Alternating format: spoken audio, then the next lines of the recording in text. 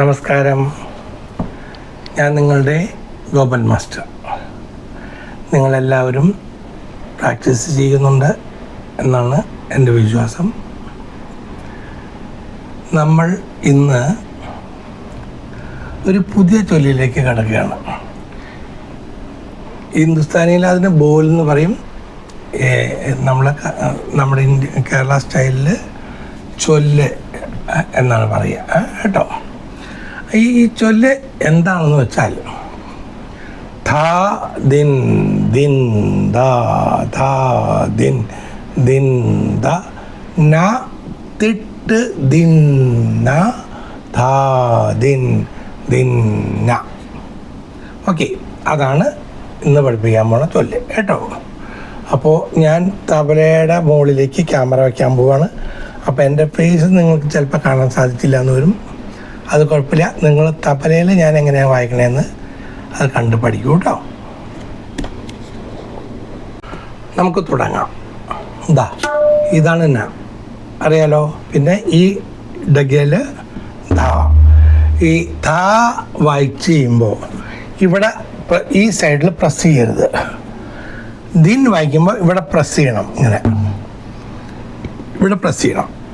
അപ്പോൾ ധാ ധാ ദിൻ കണ്ടോ, ഒരു മൂളക്കം കേട്ടതാ. ധാ ധാ ധാ ദിൻ, മനസ്സിലായല്ലോ. അപ്പോൾ അങ്ങനെയാണ് വായിക്കണം. അപ്പോൾ ഈ ഞായും ധായും, അപ്പോൾ ധാ, അപ്പോൾ ധാക്ക ധാ ദിൻ ദിൻ ധാ ധാ ദിൻ ദിൻ ധാ നാ തിട്ട് കേട്ടോ, തിട്ട് കേട്ടോ. നാ തിട്ട് ദിൻ ധാ ദിൻ ദിൻ ധാ. അപ്പോൾ ഒരു പ്രാവശ്യം കണ്ടിന്യൂസ് ആയിട്ട് വായിച്ചേൽപ്പിക്കാം. ധാ ദിൻ ദിൻ ധാ ദിൻ ദിൻ ധാ നാ തിട്ട് ദിൻ ധാ ധാ ദിൻ ദിൻ ധാ. ചില സമയത്ത് ദിന്നിൻ്റെ കൂടെ ഡഗ വായിക്കാറുണ്ട്. അപ്പോൾ അങ്ങനെ വേണമെങ്കിലും വായിക്കാം, ഇല്ലാതെ ഡഗയില്ലാതെ വേണമെങ്കിലും വായിക്കാം. ഡഗയില്ലാതെ ഒരു പ്രാവശ്യം വായിച്ചേൽപ്പിച്ച് തരാം. ധാ ദിൻ ദിൻ ധാ ധാ ദിൻ ദിൻ ധാ തിട്ട് ദിൻ ധാ നാ ദിൻ ദിൻ ദിൻ ദിൻ ധാ നാ ദിൻ ദിൻ ധാ തിട്ട് ദിൻ ധാ നാ ദിൻ ദിൻ ധാ. ഇപ്പം മനസ്സിലായല്ലോ. ഇങ്ങനെ വേണം നമ്മൾ 4 സ്പീഡിൽ വായിക്കണം, 4 കാലം സ്പീഡിൽ. ഓക്കെ, ഇപ്പോൾ തബലയിൽ നാ ദിൻ ദിൻ ദാ നാ ദിൻ ദിൻ നാ തിട്ട് ദിൻ ദാ ദാ ദിൻ ദിൻ ദാ, സോറി, നാ ദിൻ ദിന്നെ അല്ല, ധാ ദിൻ ദിൻ ദാ ദാ ദിൻ ദിൻ ദാ നാ തിട്ട് ദിൻ ദാ ദാ ദിൻ ദിൻ ദാ എന്ന് വായിച്ച് ഞാൻ കേൾപ്പിച്ചു.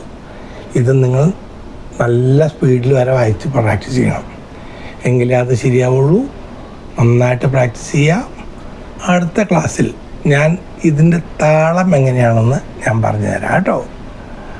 താളത്തിൽ എങ്ങനെയാണ് കാര്യങ്ങൾ ചെയ്യണതെന്ന് പറഞ്ഞു തരാം. ഓക്കെ, അതുവരേക്കും നിങ്ങളെല്ലാവരും സബ്സ്ക്രൈബ് ചെയ്തു എന്നാണ് ഞാൻ വിശ്വസിക്കുന്നത് കേട്ടോ.